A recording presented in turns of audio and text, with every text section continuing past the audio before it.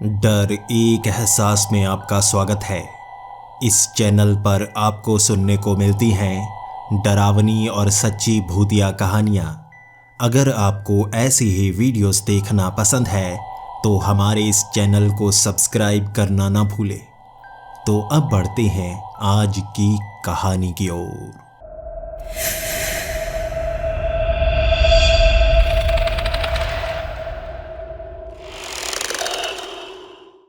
Hello दोस्तों, मेरा नाम मदन है और मैं महाराष्ट्र का रहने वाला हूँ। यहाँ पर मुंबई शहर में मैं रहता हूँ और काफ़ी अमीर कहलाया जाता हूँ। सबसे पहले तो मैं आपको अपनी कहानी सुनाना चाहूँगा। जब मैं काफ़ी छोटा था तब मुझे बहुत बड़ा झटका लगा था। मेरे पिता ने बचपन में ही मुझे बता दिया था कि मेरी मौत कब होगी। जब मैं 50 साल का हो जाऊँगा तब मेरी मौत होगी। मेरे पिता और मेरे दादा ज्योतिष शास्त्र में बहुत ज़्यादा यकीन किया करते थे। वो हाथ पढ़ सकते थे, ग्रह नक्षत्रों को देख सकते थे। इसीलिए पुश्तैनी तौर पर ही हमें पहले बताया जाता है कि हमारी मौत कब होगी। मेरे परदादा, मेरे दादा और मेरे पिता पहले ही जानते थे कि उनकी मौत कब होगी। लेकिन मेरे पिता को भी ये दुख लगा था कि उनसे पहले ही मेरी मौत भी हो जाएगी। मेरे पिता की मौत 85 साल की उम्र में होगी, लेकिन मेरी मौत 50 साल की उम्र में ही हो जाएगी। जब मैं मरूंगा मेरे पिता अभी जिंदा होंगे। लेकिन हमारे घर में इस बात का शोक नहीं मनाया जाता, बल्कि हमारे घर में तो ये कहा जाता है मौत चाहे कभी भी हो, जीवन में हमें अपना वो काम कर लेना चाहिए। लेकिन बचपन से ही मैं घुटता आ रहा हूँ। मैं शायद अपने परिवार वालों से अलग हूँ। मेरे परिवार वाले बहुत ज़्यादा शांत रहते हैं, लेकिन मैं बहुत ज़्यादा उत्तेजित रहता हूँ। मुझे लगता है मेहनत करके हम मौत को भी टाल सकते हैं। इसीलिए अब मैंने ये सोचना शुरू कर दिया है कैसे ग्रह नक्षत्रों को बदला जा सकता है। मैंने पढ़ा था, हमारे धर्म ग्रंथों में कहा गया है कि कई ऐसे लोग थे जिन्होंने मौत को मात दे दी थी। तो मैं क्यों नहीं, मैं भी मौत को मात दे सकता हूँ। मेरे परदादा की मौत भी बिल्कुल सही समय पर हुई थी, मेरे दादा की मौत भी बिल्कुल सही समय पर हुई और मेरे पिता की मौत भी बिल्कुल सही समय पर होगी। और मेरे पिता जानते हैं, लेकिन मैं 50 साल की उम्र में मरना नहीं चाहता। तब तो मैं जवान होऊंगा और उसी समय मेरी मौत हो जाएगी। जिंदगी अच्छी तरह से मैं जी भी नहीं पाऊंगा। इसीलिए अब मेरी उम्र 25 साल है और मैं काफ़ी अमीर हूँ। पुश्तैनी तौर पर ही हमारे पास ढेर सारा पैसा था। मेरे परदादा, मेरे दादा, मेरे पिता बहुत ज़्यादा एनजीओ चलाया करते हैं। वो अच्छे काम करते हैं, वो लोगों की भलाई करते हैं और अपनी सारी संपत्ति भी सरकार को देने से ज़रा भी नहीं डरेंगे जब ज़रूरत पड़ेगी। लेकिन मैं थोड़ा थोड़ा अपने बारे में भी सोचने लगा था। मुझे लगा था मैं लंबा जीवन जी सकूं तो कोशिश तो करूंगा, चाहे इसके लिए मुझे ढेर सारे पैसे खर्च करने क्यों ना पड़ जाएं। मेरे पिता बहुत अच्छे थे, उन्होंने कभी मुझे रोका नहीं। उन्होंने हमेशा मुझे कहा हमें चरित्र निर्माण करना चाहिए और इसके लिए रोक टोक ज़रूरी नहीं होती। हम जैसा बनना चाहते हैं हम वैसे ही बनते हैं, कोई हमें बदल नहीं सकता।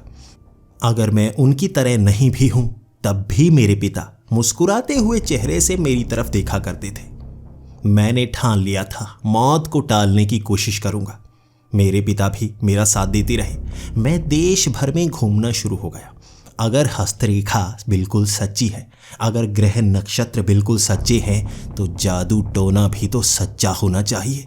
मैं ढूंढने लगा था ऐसे इंसानों को जिनके पास शक्तियां हों, जो जादू कर सके, जो मौत को टाल सके। इसी कारण मैं देश विदेश में घूमना शुरू हो गया। कभी मैं देश के किसी हिस्से में जाता तो कभी किसी हिस्से में। नागालैंड, असम, केरल, कश्मीर से लेकर मैं हिमालय की वादियों तक जा आया था और लोगों से मिलता जा रहा था। पिछले 5 साल मैंने इसी काम में लगाए थे। मैं ऐसे लोगों से मिल रहा था जो ये क्लेम किया करते थे कि वो मौत को टाल सकते हैं। उनके पास ऐसी शक्तियां हैं कि वो भगवानों को भी अपने शक्ति के अधीन कर सकते हैं। मैंने ढेर सारा पैसा गंवाया ऐसे लोगों के सामने, लेकिन सच में मैं जान ही नहीं पाया कि असर हुआ या नहीं। वो तो मुझसे करोड़ों रुपए लेकर ये कहने लगे कि पूजा पाठ कर दिया गया है, मौत टल चुकी है। लेकिन जब मैं 50 साल का हो जाऊंगा, उस समय अगर मौत मेरे सामने आ जाए तो मैं क्या उनसे पैसे मांगने के लिए जाऊंगा? मुझे उन पर भरोसा था ही नहीं। मैं बिल्कुल पक्का करना चाहता था। मैं जानना चाहता था कोई ऐसा है जो मेरे सामने शक्तियों का प्रदर्शन कर सके, जो मौत को टाल सके और मैं जान पाऊं सच में मौत टल चुकी है। इसी तरह मैं पश्चिम बंगाल में पहुंचा था। यहाँ सबसे ज़्यादा जादू टोना किया जाता है। एक ऐसे गांव में मैं पहुंच गया था जहां लोग ये कह रहे थे कि जादू टोने से वो मौत को देख सकते हैं। जब मैं वहां पर पहुंचा मुझे उन पर ज़रा भी यकीन नहीं था। उन्होंने एक गोल चक्का सा बना लिया, उसमें ढेर सारे नींबू रख लिए। कई चक्र बनाने के बाद वहाँ रोशनी अपने आप जगमगाने लगी थी। उसके बाद वो मुझसे पूछते गए, तुम क्या चाहते हो? मैं सीधे जवाब दिया करता था, बात घुमाया नहीं करता था।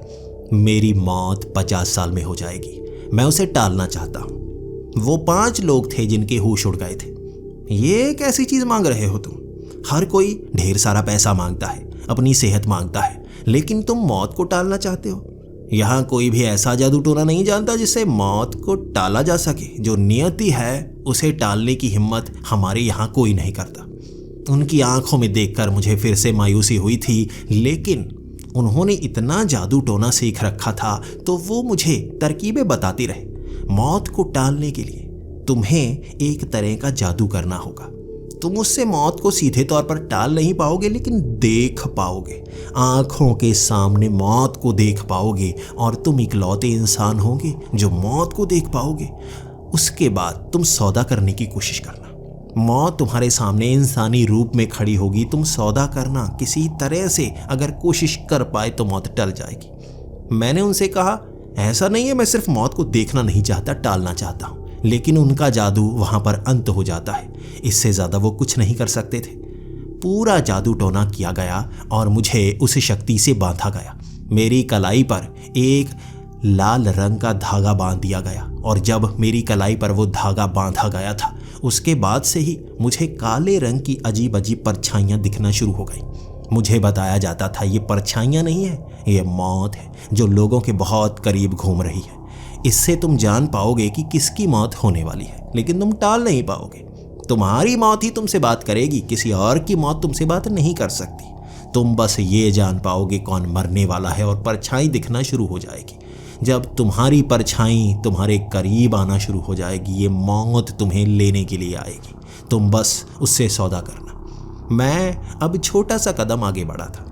इससे पहले तो मैं मौत को देख नहीं पाता और अचानक मेरी मौत हो जाती।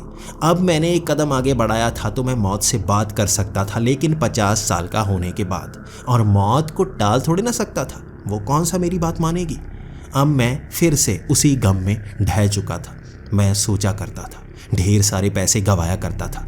मेरे पिता ने अब भी मुझे रोका नहीं था। उन्होंने कहा था जो कोशिश करना चाहते हो तो कर लेना, उसके बाद तुम्हें हमारी लाइन पर चलना ही होगा। भलाई करो, जितनी भलाई कर सकते हो उतनी करो। लोगों के लिए अच्छे अच्छे काम करो, लोगों की ज़िंदगी संवारो। अगर तुम्हारी मौत जल्दी आने वाली है तो तुम लोगों की जो छोटी सी ज़िंदगी है उसे तो बढ़िया बना ही सकते हो। लोगों के दुख कम करने की कोशिश करो ताकि मरने के बाद तुम्हें जो भी मिले वो अच्छा हो। लेकिन मरने के बाद क्या मिलेगा मुझे इससे कोई फ़र्क नहीं पड़ता था। मैं ज़िंदा रहते हुए सब कुछ लेना चाहता था। मेरे दोस्त मुझसे कहा करते थे, तुम महंगी महंगी गाड़ियों में क्यों नहीं घूमते, तुम पूरी दुनिया क्यों नहीं घूमते। मैं उनसे कहा करता, दुनिया घूमने का मन नहीं करता। जब से मुझे ये पता चल गया था कि मेरी मौत आने वाली है, मैं मौत को टालने की कोशिश किया करता था। और इसी तरह किताबें खंगालते खंगालते मुझे पता चला अफ्रीका में एक गांव है जहां पर माना जाता है लोग मौत को देखते भी हैं और उससे बातें भी करते हैं। और कई लोगों ने मौत को टाला भी था। 500 साल तक जिंदा रहे थे वो। अब मेरी आंखें चमक गई, यही हो सकते हैं वो। 500 साल तक कौन सा इंसान जिंदा रह सकता है। ज़रूर उन्होंने मौत से सौदा किया होगा। अब मुझे भी मौत से सौदा करना था। मैं सीधा पहुंच गया अफ्रीका। अमीर होने का एक और फ़ायदा, जब मन करे जहां मर्जी जा सकते हैं, पैसों की कमी कभी नहीं होती। वहां उस गांव तक पहुंचना बहुत मुश्किल भरा था। वहां ना तो कोई बस जा रही थी, ना कोई गाड़ी वहां तक हमें ले जा रही थी। ये पूरा का पूरा देश ही काफ़ी गरीब था और वो गांव तो बहुत पिछड़ा हुआ। चलकर मैं 10 किलोमीटर का सफ़र तय कर चुका था और मुझे बताया गया था वो कबीले वाले बहुत ज़्यादा खतरनाक भी हैं। वो कई बार लोगों को मारने की कोशिश भी करते हैं। लेकिन मौत बाद में आएगी या पहले, इसकी नियति कोई तय नहीं कर सकता। मैं जानता हूँ, मुझे ग्रह नक्षत्रों की जानकारी भी मिल चुकी है और मेरे पिता ने बताया था 50 साल से ज़्यादा मैं जी नहीं पाऊंगा। हर कोशिश कर लूँ उससे ज़्यादा मैं जा नहीं सकता, लेकिन पहले ज़रूर मर सकता हूँ। अगर मैं आत्महत्या कर लूँ तो मेरी मौत 50 साल से पहले ही हो जाएगी। अगर मैं खुद को ऐसी जगह पर फंसा लूँ जहाँ मेरे मरने के चांस बढ़ जाएं तो भी मैं पहले मर सकता हूँ। इसलिए मैं थोड़ा थोड़ा डर भी रहा था। यहाँ उस गांव में पहुंचकर ये लोग मुझे ऐसे देख रहे थे जैसे किसी और जगह से कोई एलियन ही आ गया हो। वो मुझे सूंघ रहे थे, बार बार मेरी तरफ देखे जा रहे थे। और उसके बाद मैं उस कबीले के अंदर गया। मैं ढेर सारा खाने का सामान लेकर आया था, पहनने के लिए कपड़े लेकर आया था। ये सब सामान मैं दान करने वाला था इन गांव वालों को। यहाँ पर मैं कुछ लाइट भी लगाने वाला था जो सोलर लाइट होती। इससे इन्हें काफ़ी ज़्यादा फायदा होता। और उस सामान को लेकर सच में उनकी जैसे मुझसे दोस्ती भी हो चुकी थी। वो मुझसे बात करना चाहते थे और मुझे तो उनसे खास काम था। 2 दिन पहले तो मैं वहाँ पर रहा, लाइट्स लगवाई, वहाँ उन्हें खाना दिया, कपड़ा दिया, जो भी घरों में टूट फूट थी उसे सही करवाया। ढेर सारे पैसे थे मेरे पास और यहाँ पर मैं NGO का काम करने के लिए भी आया करता था, लेकिन इस गांव में कभी नहीं आया था। आज इस गांव में भी पहुंचकर मुझे खुशी हो रही थी। 2 दिनों में मैंने उनका भरोसा जीत लिया था। उसके बाद जादू टोने की बातें शुरू हो गई। मैं उनसे पूछ रहा था, भारत में बहुत ज़्यादा जादू टोना दिखाया जाता है, वहाँ पर भी एक गुड़िया बनाई जाती है जिससे दूसरे की जिंदगी कंट्रोल की जा सकती है। उन्होंने भी बताना शुरू कर दिया। ये उस गांव का मुखिया था जो मुझे बता रहा था, हाँ ऐसा जादू टोना अफ्रीका में भी किया जाता है। एक ऐसी गुड़िया बना ली जाती है जिससे किसी और की आत्मा को जोड़ दिया जाता है। फिर उस गुड़िया की अगर सुई चुभ हो ही जाए तो उस इंसान को भी दर्द होता है। यहाँ कई लोग इसीलिए आते हैं ताकि हम लोगों से बदला लें, लेकिन पैसों के लिए हम कुछ नहीं करते। किसी भी मासूम को मारना गुनाह होता है और ऐसा गुनाह ये गांव वाले नहीं किया करते थे। अब बातों बातों में मैं उनसे जादू सीखना चाहता था और वो मान नहीं रहे थे। उन्होंने कहा जादू टोना बहुत खतरनाक होता है। मैंने भी उनसे कहा, मुझे पता है जादू टोना खतरनाक होता है और मैं जादू का इस्तेमाल इसलिए नहीं करना चाहता कि मैं किसी से बदला ले पाऊँ या ढेर सारा पैसा कमा पाऊँ। पैसा भी मेरे पास है और दुश्मन भी मेरा कोई नहीं है। वो मुझे किसी भी तरह का जादू टोना सिखाना नहीं चाहते थे। वो इस कला को किसी और को सिखाना नहीं चाहते थे। यही कारण था कि अगले 5 दिनों तक भी मुझे उनका भरोसा जीतना पड़ा, जिसके बाद वो मुझे छोटी मोटी जादू की चीज़ें दिखाने लगे, जैसे हल्के से पत्ते को हवा में उड़ाना, ज़मीन पर निशान बना देना। और मैं भी अब उन्हें एक चीज़ दिखाने वाला था। मैंने उनसे कहा, एक बूढ़े आदमी को देखकर, मौत बहुत करीब है इनके, मैं उस मौत को देख सकता हूँ।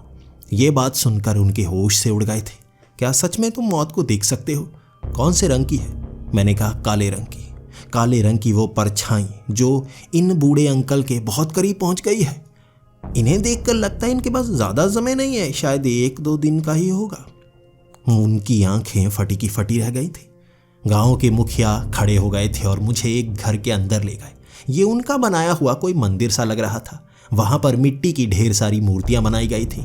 अंदर जैसे एक अगरबत्ती सी जलाई हुई थी जिससे बहुत ज़्यादा धुआं हुआ था। वहाँ मुझे बिठाया गया और कहा, क्या सच में तुम्हें मौत नज़र आती है? तो दिखाओ, इस धुएं में मुझे मौत दिखाओ। मैंने कहा, मैं मौत को काबू नहीं कर सकता, किसी की मौत को बस देख सकता हूँ और मैं खुद 50 साल की उम्र में मरने वाला हूँ। मैं सच बताना चाहता हूँ, मैं मौत को तो देख सकता हूँ। भारत में एक जगह मैं एक जादू से बंधा हूँ जिससे मैं मौत को देख पा सकता हूँ और मैं खुद की मौत से भी सौदा करने की कोशिश करूँगा। इसीलिए मैं यहाँ पर आया। आप में से कई लोग जो 500 साल तक जिए थे, मैं बस उन लोगों से मिलना चाहता हूँ, उनसे वो कला सीखना चाहता हूँ। मैं मौत को मात देना चाहता हूँ। मेरी मौत बंधी हुई है, मैं 50 साल की उम्र में मर जाऊँगा। टालना चाहता हूँ मैं अपनी मौत, कुछ समय आगे करना चाहता हूँ। उन्होंने मेरा हाथ पकड़ा, उस धुएं में डाल दिया। वहाँ थोड़ा सा धुआं था, लेकिन अचानक ही वहाँ धुएं की चादर सी बन गई। उस चादर के पार मैं कुछ देख नहीं सकता था। तभी मुझे सामने काली परछाई नजर आई उस सफ़ेद धुएं की चादर में। उसने मेरा हाथ पकड़ा था, मेरे हाथ को छुआ था। ऐसा एहसास हुआ जैसे सच में मौत ने मुझे छुआ हो। अंदर से जैसे कंपकपी छूट गई थी। मुझे अपना दिन सा दिखा था। मेरे शरीर पर जैसे सफ़ेद बाल होंगे, मैं बूढ़ा हो जाऊंगा और तब मौत करीब होगी। एक छोटा सा दृश्य दिखा था और मैंने हाथ पीछे खींच लिया। वो गांव का मुखिया मेरी तरफ देख रहा था। मेरी आंखों में देखकर कहने लगा था, तुम सच बोल रहे हो? तुम जादू इसलिए नहीं सीखना चाहते कि तुम किसी से बदला ले पाओ या अमीर हो पाओ? सच में तुम्हारी मौत तुम्हारे आसपास है। तुम मौत को देख तो सकते हो लेकिन टाल नहीं सकते। लेकिन मैं तुम्हारी मदद करना चाहूँगा। यकीन करो, मैं तुम्हारी मदद करूँगा। ये सुनकर मुझे बहुत ज़्यादा खुशी हुई। इसके बाद हम उस झोंपड़े से बाहर आ गए और गांव के उस मुखिया ने मुझे गले से लगा लिया और कहा, यह हमारा साथी है, ये भी अब इस कबीले का हिस्सा है। ये सुनते ही सब अपनी छाती पर हाथ मारने लगे। शायद ये उनकी तालियां थी। मेरा स्वागत किया जा रहा था उस गांव में। उसकी अगली ही सुबह मुझे एक नदी में नहलाने के लिए ले जाया गया। उस नदी में पांव डालते ही मुझे करंट लगा, लेकिन उस नदी में मुझे नहाना था। मुझे शरीर को पवित्र करना था और उसके बाद मेरे साथ और कोई नहीं होता, सिर्फ मुखिया। मैं जंगल के एक खास जगह में जाने वाला था जहां मंत्रों का वो उच्चारण करता और मुझे कोई ज्ञान दे। अब मैं उनके साथ चल पड़ा था, बिल्कुल जंगल के बीच में, जहां इंसान दूर दूर तक नजर ना आए, ढेर सारे जानवर। वहां एक खड्डा बनाया हुआ था। उस खड्डे में वो मुखिया बैठ गया। मुझे भी उस खड्डे में बिठा दिया गया। उसके बाद मुझे कहा गया, जितनी भी मिट्टी है अपने ऊपर डालते जाओ। सिर्फ सर बाहर होना चाहिए, पूरा शरीर अंदर होना चाहिए। ऐसा ही मैं करने लगा। मैं धीरे धीरे मिट्टी अपने ऊपर डालता गया और मैं इस तरह बैठा था जैसे योगासन में बैठा जाता है। मिट्टी डालते डालते बस सर बाहर था, लेकिन मैं बहुत घबराया हुआ था। कोई जानवर अगर हमला कर दे तो हाथ तक मिट्टी से बाहर नहीं है। लेकिन उस मुखिया ने कहा था, यहाँ चारों तरफ जो निशान बने हुए हैं, जो पेड़ लगे हुए हैं, ये किसी भी चीज़ को अंदर आने नहीं देंगे। चाहे वो जीवित हो या निर्जीव हो, कोई नहीं आ सकता अंदर हमारे सिवा। अब वो जैसा जैसा बोलता जा रहा था, मुझे उसकी बात रिपीट करनी थी। वो मंत्रों का उच्चारण कर रहा था और ये अफ्रीका की कोई भाषा थी। जैसे जैसे मंत्र वो बोलता गया, मैं उसकी तरह ही बोलने की कोशिश करता रहा। कुछ शब्द मिस हो जाते, लेकिन फिर भी मैं पूरी कोशिश कर रहा था। 6 घंटे बिना खाए पिए मंत्रों का उच्चारण हम करते रहे थे और उसके बाद उसने कहा था, अशांत काश, अशांत काश। ये शब्द कहते ही वो बिल्कुल शांत हो गया और वो कोई शब्द बोल नहीं रहा था और मिट्टी से उठकर बाहर खड़ा हो गया। मैं भी मिट्टी से उठकर बाहर खड़ा तो हो गया, लेकिन उस गोले के पार मुझे जो जो नजर आ रहा था, मैं घबराया हुआ था। प्रेत दिख रहे थे, बड़े बड़े दांतों वाले प्रेत उस गोले के बाहर जैसे गोले के अंदर आने की कोशिश कर रहे हो। मैं घबरा सा गया। तब उस कबीले के मुखिया ने कहा, ये जो नजर आ रहे हैं ये प्रेत है। तुम्हें ये दिखना शुरू हुए या नहीं? मैंने कहा, हाँ दिख रहे हैं। कितने डरावने हैं। तो उसने कहा, हाँ ये डरावने होते हैं, बस नज़र नहीं आते, ये हमारे आसपास होते हैं। दिन की रोशनी में ये ज़्यादा खतरनाक नहीं होते, रात के अंधेरे में इनमें शक्ति आ जाती है, लेकिन इतनी भी नहीं कि हमें मार सके, बस डराते रहते हैं। चेहरा देखो डरावना। अब तुम्हें ये नज़र आने लग गए हैं, इसका मतलब तुम स्तर पार कर चुके हो। इसी तरह स्तर पार करते करते मौत तक पहुंचना है। जब मौत तक पहुंच जाओगे, उसके बाद तुम्हें समझ में आएगा मौत को टालना कैसे। मुझे खुशी हुई थी, सच में काम तो ये कर रहा है। वो हवा में उड़ते प्रेत मुझे दिखते रहे थे पूरा दिन। मैं मुखिया के साथ जंगल में गया था फलों को तोड़ने के लिए, पानी को पीने के लिए। मुखिया ने मुझे बताया था, खाना सुबह खाना है और रात को खाना है, ना तो अंधेरी रात में खाना बाद में, ना तो उस खाने के बाद कभी खाना है और ना ही दिन के बीच में कहीं खाना है। सुबह तब खाना है जब सूरज चढ़ने वाला हो और अंधेरा हट चुका हो। रात को तब खाना है जब सूरज ढल चुका हो, अंधेरा घिरा ना हो। ये ही 2 क्षण हैं जब खाना खाना है, इसके सिवा कभी खाना और पानी पीना तक नहीं है। इन मंत्रों का उच्चारण करते हुए ये खास काम हमें करने हैं। दूसरा दिन फिर से ज़मीन में धंस गए थे।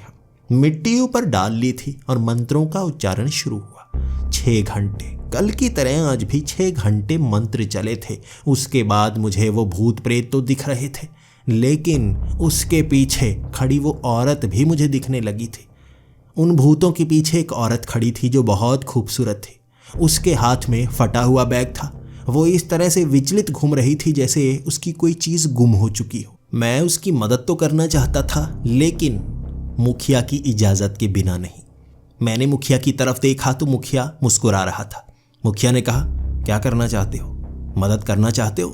गोले से बाहर जाकर एक गरीब सी औरत जिसका शायद कोई बैग फट गया या किसी चोर ने चोरी कर ली, मदद करने का मन कर रहा होगा। मैंने कहा, हाँ, ये शायद भटक कर यहाँ पर आ चुकी है। तभी मुखिया हंस पड़ा और कहने लगा, ये उल्टे पैरों वाली चुड़ैल है। पैरों की तरफ ध्यान क्यों नहीं दे रहे तुम? मैंने सच में उस औरत के पैरों की तरफ ध्यान दिया। उसके पैर उल्टे थे। मैं घबरा गया। उल्टे पैरों वाली चुड़ैल। तो मुखिया ने कहा, हाँ, ये इसी तरह से जंगल में लोगों को फंसाती है और ऐसी जगह ले जाती है जहाँ लोगों को मार भी सकती है। लेकिन चुड़ैलें हमेशा बुरे इंसानों को मारती हैं, इतने बुरे जिन्होंने कत्ल किए हो, बहुत ज़्यादा किसी को सज़ा दी हो। तुम्हें ज़्यादा डरने की ज़रूरत नहीं है। यहाँ पर ये तुम्हें भी फंसाने की कोशिश तो कर रही है, लेकिन थोड़ा सा खून चूस कर तुम्हें छोड़ देगी। मैं घबरा गया था। अब मुझे क्या करना चाहिए? तो मुखिया ने कहा, डरने की बात क्या है, मैं तुम्हारे साथ तो हूँ। मुखिया मेरा हाथ पकड़कर उस गोले से बाहर ले गया और वो बेचारी बनी हुई इधर उधर घूम रही थी। तभी मुखिया ने कहा, ढोंग मत करो, उल्टे पैरों वाली चुड़ैल हम पहचान चुके हैं। भागो यहाँ से, वरना सर धड़ से अलग कर देंगे। मुझे भी मुखिया ने कहा, डराओ इसे, डराओ, कितनी बड़ी बड़ी धमकियां दे सकते हो। मैंने भी उसे धमकियां दी, पत्थर मार मार कर सर फोड़ दूंगा, जमीन पर पड़ी उस लाठी से तुम्हारे गर्दन के अंदर छेद कर दूंगा। वो इस तरह से भागी जैसे सच में मौत उसके पास हो। वो पेड़ों के ऊपर छलांगे लगाती लगाती भाग गई थी और बहुत दूर चली गई। दूर से चीखों की आवाज़ आई थी। तब मुझे मुखिया ने बताया था, ये चुड़ैल थी। तुम जितना डरोगे ये उतना हावी होती जाएगी, लेकिन अगर तुम हिंसक बन गए तो ये भाग निकलेगी। चुड़ैलों में ज़्यादा शक्तियाँ नहीं होती, वो छल से फंसाना शुरू कर देती हैं और उसके बाद तुम्हें मजबूर कर देती हैं। कुछ ऐसा खिलाती हैं, तुम बेहोश होते और खून चूस कर निकल जाती, या मारती भी किसी हथियार से। इंसानों के पास शरीर और आत्मा होती है और इन भूत प्रेतों के पास सिर्फ आत्मा होती है, शरीर नहीं होता, वो भी कमज़ोर सा। इसलिए डरना मत, तुम्हें मेरे साथ डरने की कोई ज़रूरत नहीं है। ये शाम का वक्त हो गया था। घूमते घूमते हम खाने पीने के लिए निकल पड़े। फल फूल इकट्ठा किए और शाम के वक्त खाए। उसके बाद वापस यहीं पर आ गए और हम सो गए। अगली सुबह फिर से हमने वो इकट्ठा किया खाना खाया और तीसरे दिन की शुरुआत हुई उस खड्डे में मिट्टी ऊपर डाले हुए। धीरे धीरे मुझे आदत होने लगी थी। तीसरा दिन, चौथा दिन, 5वां दिन, इस तरह से 15 दिन निकल गए। 15 दिनों तक उसने मुझे हर तरह की शक्ति दिखा दी थी। भूत, प्रेत, चुड़ैल, डायन, दम पिशाच, उड़न पिशाच, पंख पिशाच, तरह तरह की शक्तियाँ हमारे सामने आ रही थी और वो मुझे बताता जा रहा था इनसे कैसे निपटना है, उनसे कैसे निपटना है। ये भी एक तरह से मौत के दूत ही होते हैं। लेकिन जब हम अकेले हों, बहुत ज़्यादा टेंशन में हों या डिप्रेशन में हों, तब इनका असर बहुत ज़्यादा हो जाता है। डिप्रेशन में घिरे हुए इंसानों को ये बड़ी आसानी से मार सकते हैं, लेकिन अगर हमारी हिम्मत और हिंसा इनकी तरफ बढ़ने लगे तो ये डरने लगते हैं। इसीलिए बुरी शक्तियाँ उन लोगों से दूर होती हैं जो काम की लगन में फंसे हुए होते हैं। तुम्हें मौत का डर है, इसीलिए ज़्यादा नज़र आ रहे हैं। ये बस तुम्हें मारने के लिए करीब आना चाहते हैं। जब तक तुम मेरे साथ हो, तुम्हें डरने की ज़रूरत नहीं है। अब 15 दिन तो बीत चुके थे। मैंने गांव के मुखिया से पूछ ही लिया, आखिर अब और कितना ये काम करना पड़ेगा? ये भूत प्रेत और कितनी तरह के होते हैं? उसने कहा, आज तुम्हें वो नजर आएगा जिससे तुम बचना चाहते हो। मौत नजर आएगी, इन काली शक्तियों की ऊपर वाली शक्ति मौत आंखों के सामने आ जाएगी। टांगें कांप उठेंगी तुम्हारी। मैं सच में डर रहा था। वो शाम तो निकल गई थी, लेकिन सुबह जब मिट्टी डाल उस मंत्रों को मैं पढ़ रहा था, मिट्टी में धंसी हुई मेरी टांगें कांप रही थी, जिस कारण मिट्टी ऐसे हिल रही थी जैसे भूकंप आया। 6 घंटे मंत्रों का उच्चारण कर लिया था मैंने, गला सूखता जा रहा था। पानी की इतनी प्यास लग गई थी कि मैं बयां नहीं कर सकता। जब आपको डर ज़्यादा लगने लगे तो गला सूखने लगता है। मेरे हालात भी कुछ ऐसे ही हो गए थे। 6 घंटे बाद, ये शाम का वक्त होना चाहिए, अंधेरा नहीं होना चाहिए। यहाँ अंधेरा घिर चुका था, आकाश काला था, कोई तारा, कोई चांद नहीं। ज़मीन पर रोशनी कहाँ से आ रही थी मैं नहीं जानता, लेकिन उस गोले के बाहर एक काला चोला पहने आदमी खड़ा था। उसके हाथ में एक डंडा था और ऊपर नुकीली सी चीज़ लगी थी। मुझे गांव के मुखिया ने उठाया और चलते चलते उसके पास लेकर गए। गांव के मुखिया ने कहा, तुम्हें आगे जाना चाहिए, तुम्हें थोड़ा आगे जाना चाहिए, बात करनी चाहिए।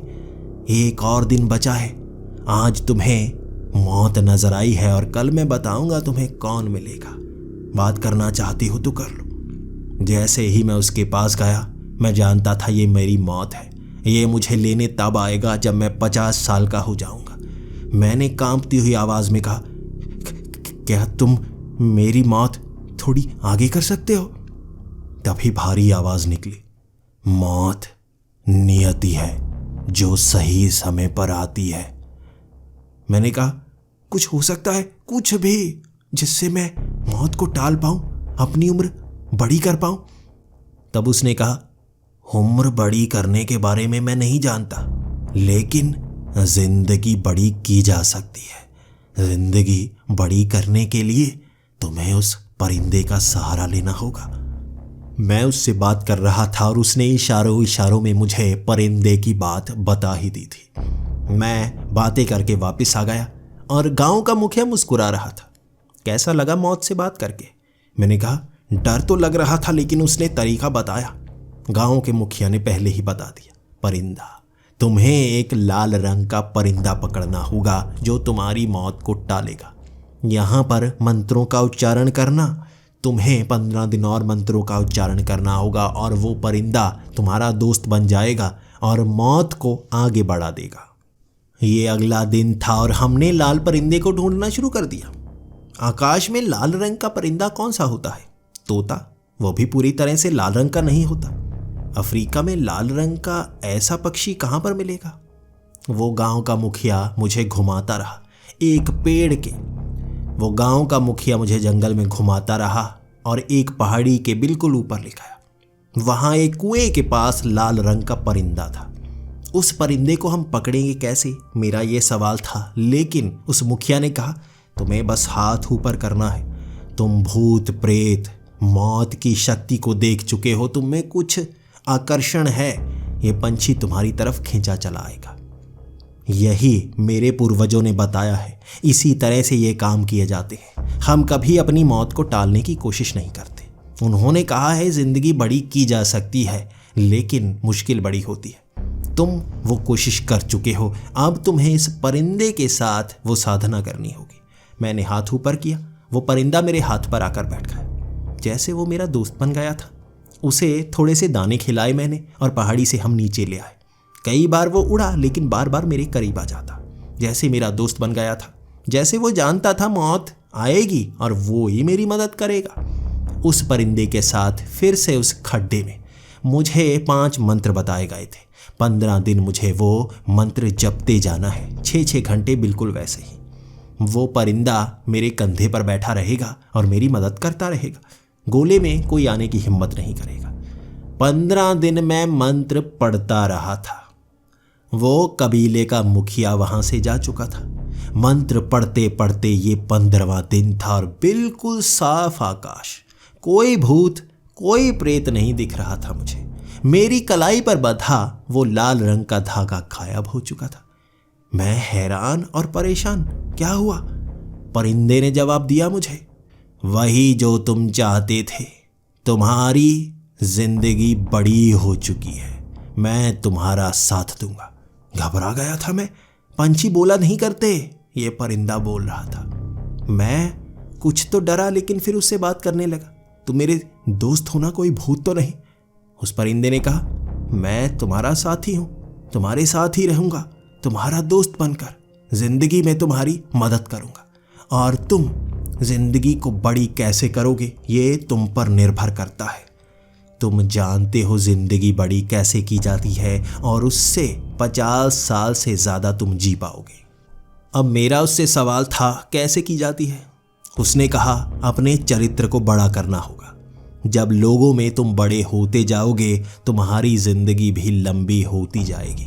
यकीन करो, यही मौत से बचने का इकलौता रास्ता है। मैं अब उसकी बातें मानने लगा था। उसने कहा, यहाँ पर कोई अच्छा काम कर सकते हो?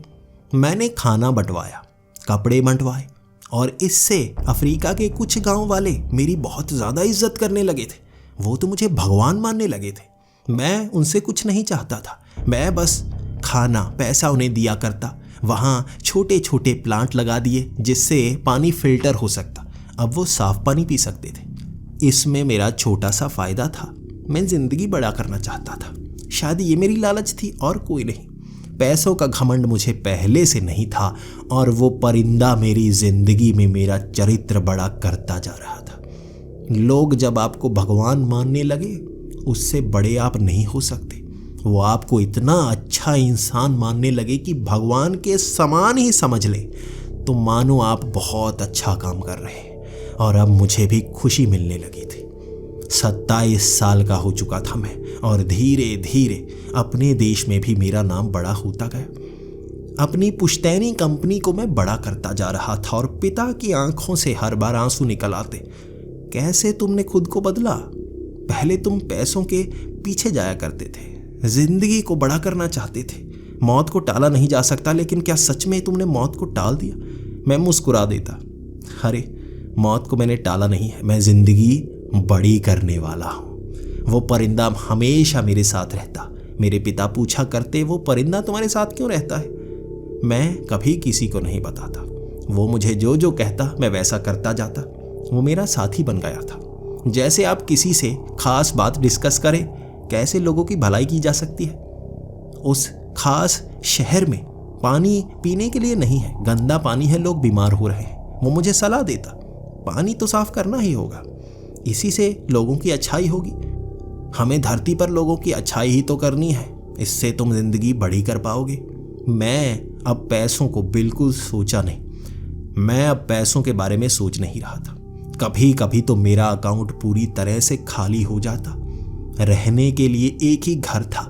मैं पिता के पास भी जाना नहीं चाहता था और पिता बहुत ज़्यादा खुश हो जाते जब मैं सारे पैसे लगाकर लोगों की मदद किया करता। मेरे पास खाने तक के पैसे नहीं होते, लेकिन जब लोग आपको भगवान मानने लगे तो उनके घर जाकर भगवानों की तरह ही खाना मिलता है। मैं शायद चरित्र से भी बड़ा होने लगा था। देश विदेश में मेरी अखबारों में खबरें आने लगी थी। मुझे एक महान इंसान कहा जाने लगा था। 40 साल की उम्र तक मैं ये काम करता रहा और अब ये भी समझने लगा था मुझे इसके साथ बिजनेस भी करते रहना होगा। मैं बिजनेस करता जाऊंगा तभी तो पैसे कमाऊंगा, वरना अगर मेरे पास पैसे ही खत्म हो गए तो मैं अच्छाई कैसे कर पाऊंगा। बिजनेस भी मैं साथ में चलाता रहा बिना लालच के। मुझे एक ऐसा बिजनेसमैन कहा जाने लगा जो बिना लालच के काम करता है। वो पैसों के लिए ठगता नहीं। मुझे फर्क ही नहीं पड़ता था, वैसे भी उन पैसों को कमाकर लोगों में ही तो बांटना था मैंने। 45 साल की उम्र में मैंने जैसे जिंदगी का असली मजा सीख लिया था। मैं देश विदेश में घूमा करता था, अलग अलग जगह पर जाया करता था। अच्छाई तो किया करता, लेकिन अपने शौक भी पूरे कर लिया करता। मुझे घूमने का शौक हो गया था, मुझे पैसे कमाने का शौक हो गया था, मुझे सेहत अच्छी करने का शौक हो गया था। ऐसे शौक पाले हुए सबसे जैसे मैं अलग ही होता। हर कोई मुझसे पूछता, कैसे सबसे अलग से बनते जा रहे हो? मैंने कहा, कुछ है मेरे पास। हर कोई मुझे एडमायर किया करता। मेरे जैसा बनने की अब कोशिशें चलने लगी थी, लेकिन मैं तो देश और दुनिया में घूमता रहता। मेरे कदम जहां पर पड़ते वहां मुसीबतें मैं कम करने की कोशिश करता। यही तो मेरी जिंदगी बन गई थी। मैं सच में आपको बताऊं, 45 साल तक मैं 45 साल का हो गया था और अब तक मैंने जिंदगी को भरपूर रूप से जीना शुरू कर दिया। कहते हैं ना, जैसे गन्ने का रस पूरी तरह से निकाल लेना, वैसे ही मैं जिंदगी से वो रस पूरी तरह से निकाल रहा था, कुछ जैसे बच ना पाए। मुझे पता था मौत करीब आ रही है और इस परिंदे पर भरोसा तो किया है, लेकिन ये मुझे नहीं बताता उसके बाद मेरी मौत कब होगी। उसने बस हर बार यही कहा, पहले तुम्हारी मौत 50 साल की उम्र में होती, लेकिन अब तुम्हारी उम्र लंबी हुई है, तुम्हारा जीवन बड़ा हो जाएगा, बहुत बड़ा। लेकिन अब वो 5 साल काफ़ी कठिन भी लगने लगे थे, और जब मौत करीब आने लगती है आप और ज़्यादा अच्छा होने लगते हैं। मेरी मिसालें दी जाने लगी थी, बड़े बड़े अवार्ड मुझे दिए जा रहे थे और साल बीतते जा रहे थे। अब तो मुझे पैसे कमाने का शौक नहीं रहा था, अब मैं भलाई कर कर के भी जैसे आगे बढ़ चला था। मैं जहाँ पर हाथ रखता अपने आप काम होने लगते। मैंने सिर्फ खुद भलाई नहीं करना शुरू की थी, मैंने ऐसे लोगों को बनाना शुरू कर दिया था जो भविष्य में भी पूरी दुनिया को बदल सके। हमें जिंदगी बदल कर ही दुनिया को बदलने का मौका तो मिलता है, लेकिन हम कोशिश ही नहीं करते। धीरे धीरे 48 साल और 49 साल का मैं हो गया। हर कोई कहा करता था अब वो उम्र आ गई है कि मैंने दुनिया को बदलने का शौक पाल रखा है। मैंने बड़ी बड़ी कंपनी से एक्वायर कर ली थी। मैं वो पहला देसी था जिसने विदेशी बड़ी बड़ी कंपनियां खरीदी थी। वो गोरे जो कभी हम पर राज किया करते थे, हम अब उन पर राज कर रहे थे, लेकिन उनकी तरह नहीं, सजा देकर नहीं, उन्हें अपनी कंपनी में नौकरी पर रखकर। मेरे भारतवर्षी बहुत ज़्यादा खुश थे मुझ पर, लेकिन मैं 1 साल का इंतज़ार कर रहा था। उस परिंदे से मैं सवाल किया करता, वो मौत का जवाब नहीं देता, हर जवाब देता मुझे। वो परिंदा मेरा ऐसा दोस्त था जो मेरे अकेलेपन को दूर किया करता था, मेरी खुशी में शामिल हुआ करता था, मेरा सबसे सच्चा दोस्त। 50 साल की उम्र हो चली थी। आज रात 12 बजे मैं 50 साल का हो जाऊंगा। मेरी आंखें थोड़ा थोड़ा नम हो गई थी। मैं बार बार उस परिंदे की तरफ देखता। वो रात को सोया करता था, वो छोटे से पिंजरे में बैठ जाया करता और वहीं पर सो जाता। मैं उससे सवाल तो करना चाहता था, लेकिन रात को उसे परेशान नहीं करना चाहता था। मुझे लग रहा था 12 बजे मैं मर ही ना जाऊं और वो परिंदा तो सो रहा है। अगर मौत मेरे सामने आ गई कैसे टालूंगा? क्या कोई सौदा कर भी पाऊंगा? क्या इस परिंदे में इतनी शक्ति है कि वो मौत को भगा पाए? मैं समझ नहीं पा रहा था। कैसे मेरी उम्र लंबी होगी, कैसे मेरी जिंदगी बड़ी होगी। 12 बजे जब वो घंटी बजी थी, मैं बेड से उठ गया था। मुझे 9 बजे सोने की आदत है, लेकिन आज 12 बजे तक आंख लगी नहीं। मैं क्या करता? मैं इधर उधर झांकता रहा। मौत कहाँ है? क्या सच में मौत आई है मुझे लेने के लिए? क्या मुझे मेरी मौत नजर आएगी? लेकिन 12 बजे कोई और उस कमरे के अंदर आया ही नहीं। उस परिंदे के चहचहाने की आवाज़ आना शुरू हो गई। वो उठ गया था रात के 12 बजे। मैं जल्दी से भागकर उस परिंदे के पास गया, उसे पिंजरे से निकाला और बेड पर बिठा दिया। मैं उससे सवाल कर रहा था, मैं 50 साल का हो गया और अभी मरा नहीं मैं? क्या मेरी सच में उम्र लंबी हो गई है? वो चहचहाता जा रहा था, चहचहाता जा रहा था। उसकी ये चहचहाट कोई भाषा नहीं थी जिसे मैं समझ पाता, लेकिन अचानक वो उड़ा और उसने जो रूप बदला मुझे उम्मीद नहीं थी। वो परिंदा काले कपड़ों में बदल गया, इंसानी रूप में आ गया। काले रंग का चोला, हाथ में डंडा और सामने नुकीली चीज लगी हुई थी। मैं थर थर कांप रहा था। ये परिंदा नहीं, मौत थी। मैं उस बेड पर बैठ गया और नजरें झुका ली। मैं रोने लगा था। समझ नहीं सकते हम इंसान हैं, समझ नहीं सकते मौत किस रूप में आ जाएगी। इतने सालों से तुम मेरे दोस्त बनकर रहे। मुझे लगा तुम कोई मायावी परिंदे हो जो मौत को मुझसे दूर करेगा, लेकिन तुम मौत थे जो हमेशा मेरे करीब ही रहे, शायद इंतज़ार करते रहे आज के दिन का। वो मेरे पास आकर बैठ गया था। उसने वो बड़ा सा भाला एक तरफ रख दिया और भारी आवाज में ही मुझसे बात करने लगा। तुमसे मैंने कहा तो था, तुम्हारी उम्र लंबी हो ना हो, तुम्हारी जिंदगी बड़ी हो जाएगी। बाहर देखो, आओ मेरे साथ। हम फ्लैट की बालकनी में थे। बालकनी में हम नीचे की तरफ देख रहे थे और उसने मुझसे कहना शुरू कर दिया, देखो इन लोगों की तरफ। यहाँ सड़क में कम ही लोग हैं, लेकिन जो भी तुम्हारी तरफ देख रहा होगा इज्जत से देख रहा होगा। तुम जिंदगी से बड़े बन गए हो, भगवान के करीब ही पहुंच गए हो। मान लो मेरी बात। कुछ लोग तो तुम्हें भगवान ही मानने लगे हैं। यही तो मैंने तुमसे कहा था, जिंदगी बड़ी कर दूंगा। हमें दिनों को नहीं गिनना चाहिए। मौत तो कभी ना कभी आएगी। कोई भी बच नहीं पाया, भगवान के स्वरूप भी बच नहीं पाए। मौत तो हर किसी को आनी है। शरीर छोड़ने का समय एक ना एक वक्त पर आता ही है। तुम्हारा भी वक्त नियति ने लिख रखा था। तुम बचने की कोशिश करते रहे और मैं सच्चा दोस्त बनकर तुम्हें बताता रहा तुम्हें क्या क्या करना है। तुम जिंदगी में बड़े बनते गए।